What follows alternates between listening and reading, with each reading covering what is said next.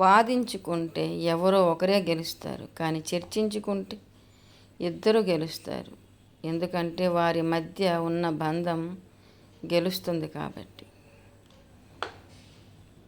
మనల్ని బంధువులు కావచ్చు, మిత్రులు కావచ్చు, లేకపోతే ఎవరైనా సరే, ఆఖరికి భర్తే కావచ్చు, లేకపోతే ఒక బిజినెస్ పార్ట్నరే కావచ్చు, ఎవరైనా సరే మనల్ని కావాలి అనుకున్న వాళ్ళు ఒక్క సాకు చెప్పైనా సరే మనతో ఉంటారు, మనతో మాట్లాడతారు, మనకు వాల్యుబుల్ టైం ఇస్తారు.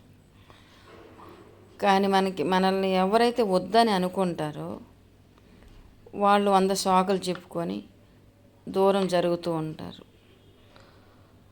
దూరం జరిగే వ్యక్తుల గురించి తెలుసుకొని ముందే మీరు దూరం జరగడం ఉత్తమం. ఎందుకంటే వద్దనుకునేవాడు ఏం చెప్పైనా వద్దనుకుంటాడు. అది కావాలనుకున్న మనుషులు చూడండి, మనం తిన్నామా లేదా ఉన్నామా ఎలా అనేది మనం వద్దనుకున్న మనల్ని ఫోన్ చేసి మన మంచి బాగోగులని తెలుసుకుంటూ ఉంటారు. చాలామంది సహాయాలను చేస్తారు. కానీ వద్దనుకున్న వాళ్ళు పనికి మాలిన సాకులని చెప్తారు. అలాంటి వాళ్ళకి దూరం పెడుతున్నారని తెలుసుకునే వాళ్ళకి దూరంగా ఉండడమే మంచిది.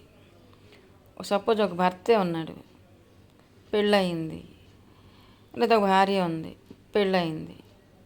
వాళ్ళు కొద్ది రోజులు ఉన్న వరకు